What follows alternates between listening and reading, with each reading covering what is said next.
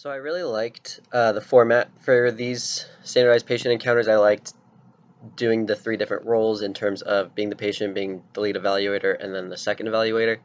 I thought it was helpful, just being the lead evaluator is helpful to have that second person be able to stop and talk things over because sometimes that's just what you need to do.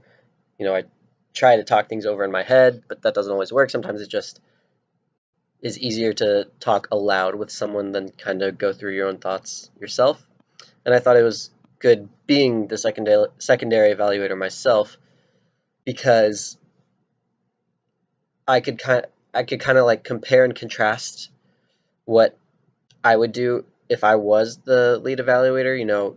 You sit there, you listen, and okay, so you start thinking, okay, well, this is what I would do next, and maybe the lead evaluator, I think it was Jessica, did or didn't do that.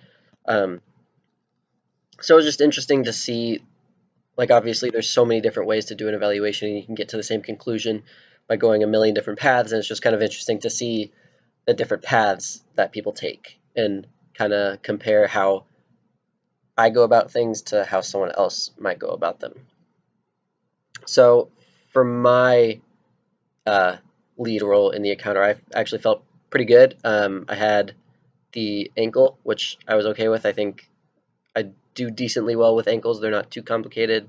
There's not a bunch of special tests that you have to go through. So at the beginning, I was like, kind of sigh of relief, like, okay, like I can do this. I got these ankles things down. Um, but as it went on, I kind of had the, I think the injury that I had, the pain was kind of preventing me from doing a proper evaluation. A lot of times when you do evaluation, you're trying to provoke pain. So if a person is already super painful, it's kind of hard to get positive readings or getting a true positive or a true negative on tests, or even just do range of motion assessments. That just makes it a little more difficult. So that kind of got me flustered, I guess, not being able to do exactly what I wanted to do, I guess. I think I did a good job of asking questions and trying to get as much information through a conversation as I could before actually going about and physically evaluating the patient. I think I did a good job.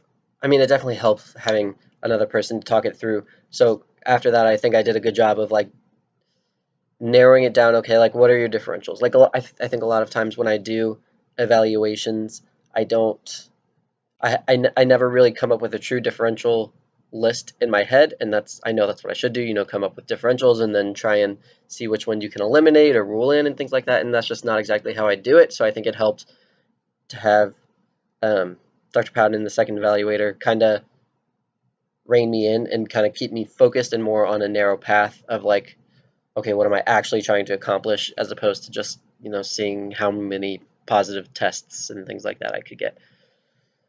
So I think, after having those conversations, I did a good job of like, okay, this is what I actually need to do step by step.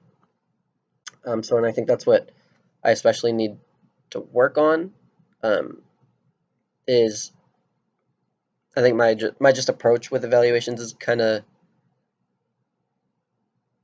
I come up with maybe one or two differentials that I think it would be, and then I try and rule in or rule out those, and then I end up having to come up with another differential if those aren't it. So I think it would help if at the beginning I could do that, if I could do that from the very beginning, come up with 3, 4, 5 differentials and, methodically rule in or rule out each one. I think that's something I need to work on personally. As far as what didn't go well with the evaluation, like I said, I just got a little, not like frustrated, but when I wasn't able to do what I wanted to do due to the pain level or lack of range of motion, I was like, well, I don't know what to do, I guess. Like, I didn't have that realization of like, okay, let's take a step back. Just because I can't do one test that I want to do doesn't mean I can't do anything. Like, I still know how to do an evaluation even without that one or two tests or whatever it is that I couldn't do. I think the other things I need to work on are just being confident in my conclusions and just my thought process, and try not to second guess myself. Um, I think that's one thing that's kind of holding me back a lot in evaluations, is questioning if what I'm doing is right. And I think I just need to trust my skills, trust my knowledge, and just know that when that I know what I'm doing, and that I'm not totally going on the wrong path, or I'm not going to severely injure the patient and things like that. I think that's what I could work on as a whole, is just being confident in evaluations. I think these particular patient encounters will impact my real life evaluations, and realizing that, like I said before, there's a million different ways to come up with the same conclusion or get to the same diagnosis, and everyone does it differently. And sometimes it helps to do things differently, because not one way doesn't work all the time. You've got to be able to adapt to different situations. You can't just expect same perfect cookie cutter textbook injuries. Like, that doesn't happen in the real world. So I think it helps to be like cognizant of that, of knowing that I can do things differently besides just how I always do them. And I think I really think it's interesting watching other people do evaluations, so that kind of, I think, will impact my future evaluations, getting kind of ideas of them or from them, in the forms of like, okay, how maybe they word a question differently than me, or they ask a question that I wouldn't think to ask before, or they do physical evaluations in a different order. I think being able to watch other people do evaluations is good, because that gives me kind of just ideas of ways to go about things that I wouldn't normally go about doing them myself. And